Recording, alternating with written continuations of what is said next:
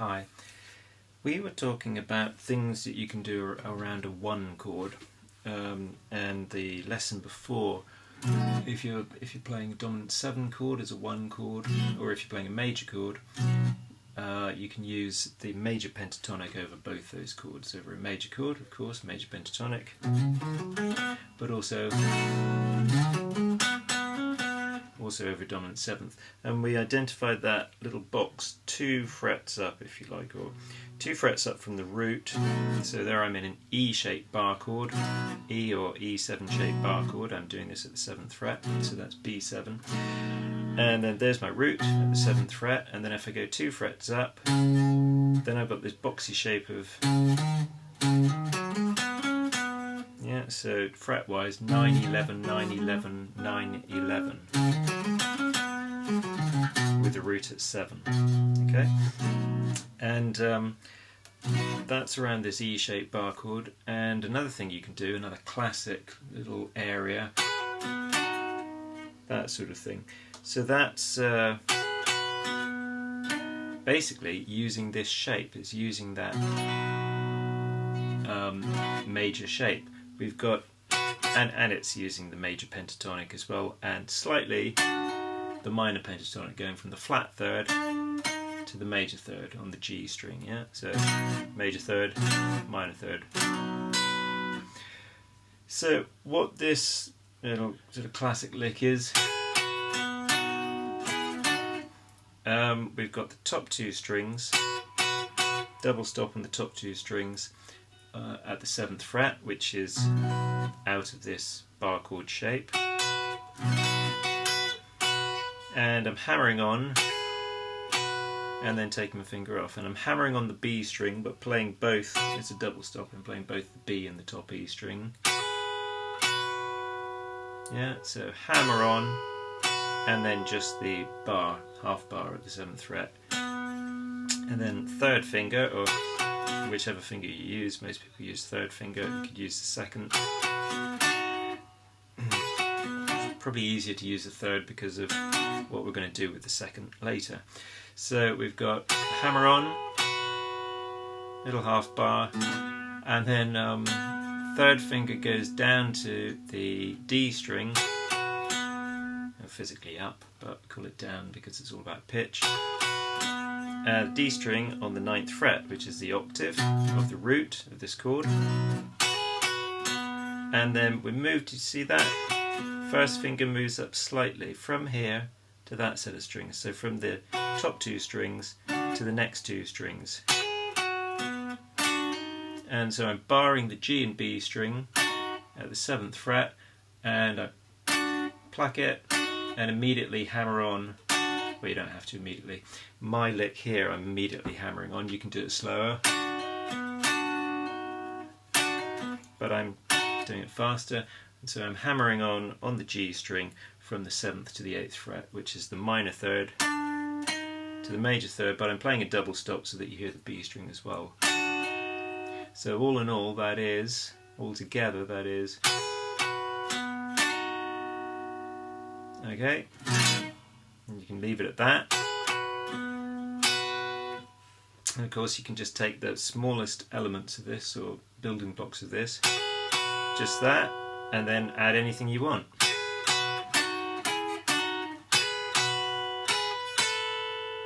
Yeah, but this lick,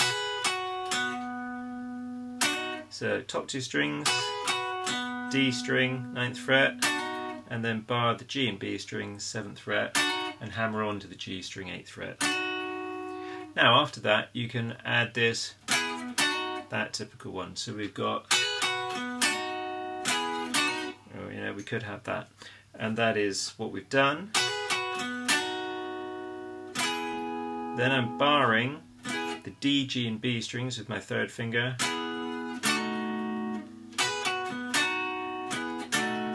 and then I'm barring the B, G and D strings with my 1st finger, and again hammering on from the G string 7th fret to the G string 8th fret. Now there I've gone from 2 strings to 2 strings to 3 strings and 3 strings, You don't have to do that, you can just keep on the G and the B string. It's up to you. And that very final chord, instead of a dominant 7 with the flat 7, 3rd and 5th, it could be just a straightforward major. Root, 3rd, 5th. So it's up to you, yeah? Whichever you prefer the sound of. And it'll depend on context, of course.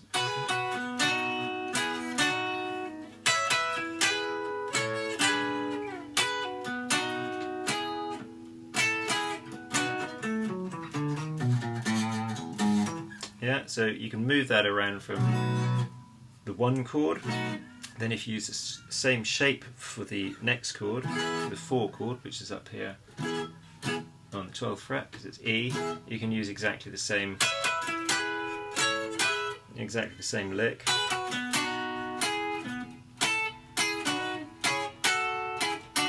Yeah, and then, okay, so adding those little other things. So that's our first lick.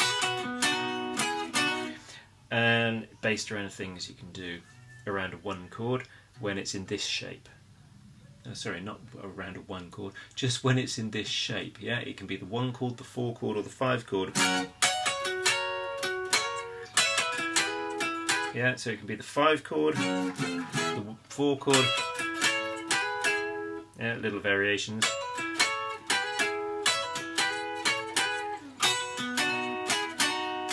So it's about the shape of the chord, yeah, and you can do it as a 1 chord, a 4 chord, or a 5 chord, which in this case, because we're in the key of B, would be 7th fret for the 1 chord, 12th fret for the 4 chord, and 14th fret for the 5 chord.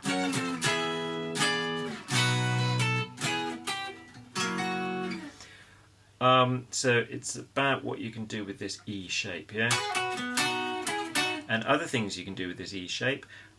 We looked at this flat 7, the 6 and the 5 all on the B string. When you play that E shape or dominant E shape, you've got the 5th of the chord on the B string, yeah?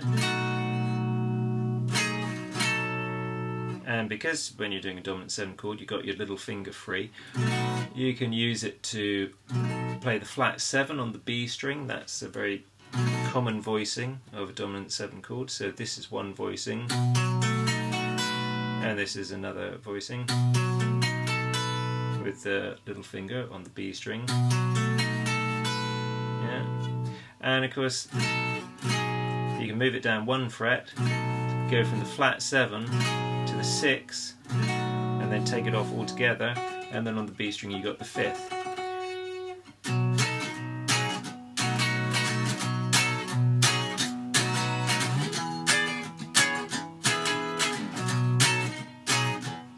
Etc. Yeah.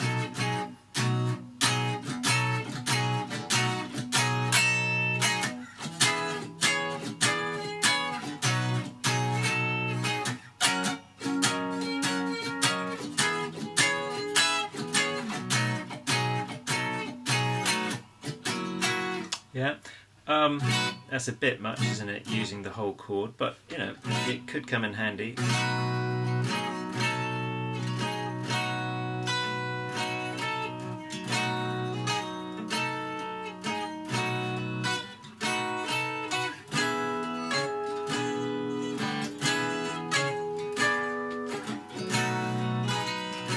Yeah, if you're the only guitarist.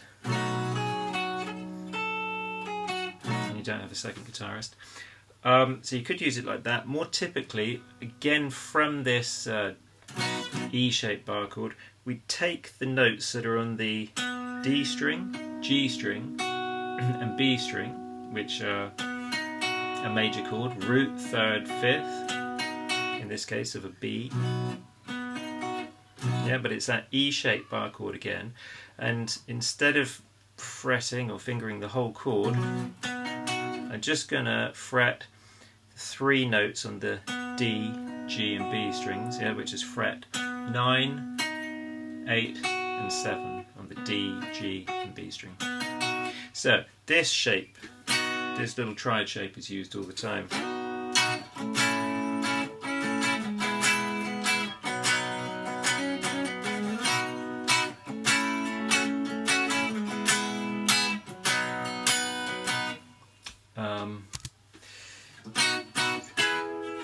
And we can use it in a bluesy way,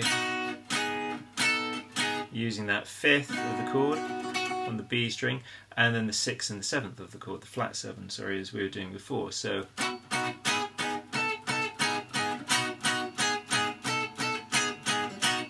yeah.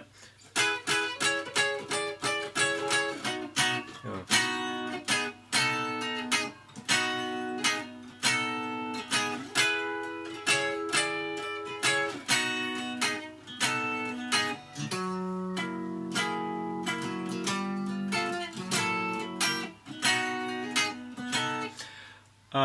But basically it's that shape, and you got the little finger free to get the B string, to fret the B string in the same fret as your 3rd finger, in this case 7, 8, 9, and then on the 10th fret, and that gives you the flat 7. So 1 fret up from the 3rd finger gives you the flat 7, just like from that shape, yeah, from the full E shape. Now we're just doing part E shape, triad shape. Flat 7, 6, 5, yeah? And you also get the 6 in that dominant 7 chord. This is usually called a 13, yeah? So this would be called a B13. So not a B7, not a B9 or 11, but a B13. The reason being, this 6th note is also the 13th note, an octave up. So 1, 2, 3, 4, 5, 6, there's that note, which in this case is A flat, B, A flat, yeah. And if we play an octave up, there it is. 1, 2, 3, 4, 5, 6, 7, 8, 9, 10, 11, 12, 13. Yeah? So you just keep on counting through the octave. The octave is 8, 9, 10, 11, 12, 13.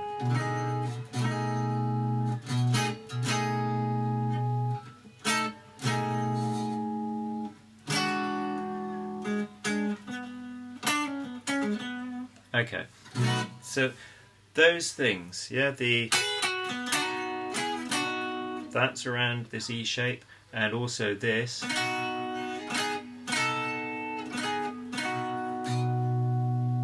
That's also from this E shape, yeah, and things you can play around this E shape. If you were doing the thumb over the top thing, yeah, that's a very Hendrix thing. His thumb would be over the top getting the root note, and then his fingers would play like a triad.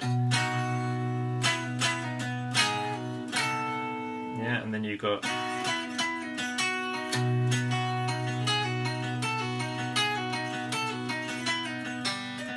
whoops. But there you've got a finger free, the little finger free, to get some melodic stuff going on.